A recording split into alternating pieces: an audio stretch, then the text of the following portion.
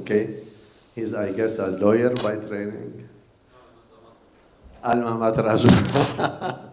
So, yeah, so he's been very active to fight corruption in Lebanon. Hopefully, when I invited him, he responded at very short notice because, as you may remember, we had the Prime Minister and another minister to be on the panel because for uncertainty in political life, as they have to go, and he was so kind to respond. You are very much welcome and helpful. Thank you for your help. And we have another speaker who's another ex-MP who happened to be the chairman of the Parliamentary Committee on Technology.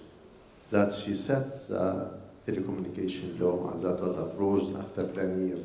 So part of regulation in Lebanon is a slow process. And we had the parliament for 500 days not working. And this is, you know, the delay of so many regulations. So you are welcome. I give it to you to address your guests one by one. And if anything missing, then we'll have time for discussion and sharing experience. Thank you.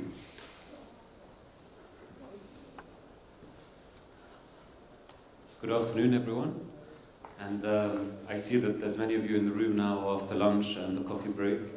I hope that you'll find the upcoming session interesting. I think what we'll find most interesting is how other countries around the world were once where we are today and have evolved so much since then, and it'll be very interesting to hear that experience, that journey that they went through. And on that note, I would like to invite the panelists to come up. We have Ms. Tore Madsen, Dr. Tore Langset, and on the screen with us we have Dr. Srini Parthasarathy. Did I get it right? No, that's fine, yeah. It's very close, yeah, thank you. But I actually practiced this last night. It's not going as well right now. Dr. It's very difficult name, I understand. Parthasarathy, yes? Okay.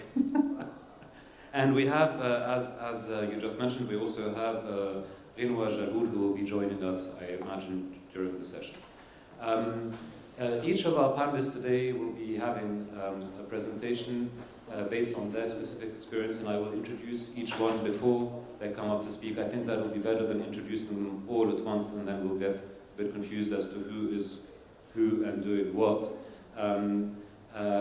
I think, you know, as an introductory note, it's important to bear in mind that we cannot say in Lebanon that we do not have the legal and regulatory framework to do much of what needs to be done when it comes to reform, when it comes to progress.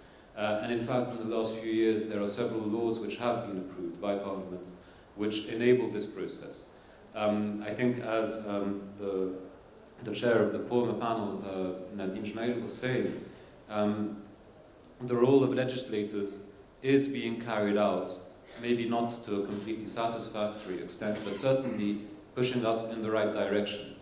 The gap, or the lack, if you like, is more in the implementation of these laws. And that is very much the role of the people who run this country. We like to think that they are cabinet ministers, but at the end of the day, it's not them. In reality, we know who chooses cabinet ministers, we know who chooses members of parliament, and you can count them on less than 2 hands. They are the people who head the biggest political parties.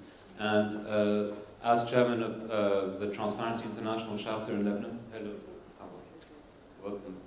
As chairman of the Lebanese branch of Transparency International, all of us in this organization are very much convinced that they are not demonstrating the appropriate amount of willpower and capacity to implement consistently the laws which are going to allow us to progress as a nation.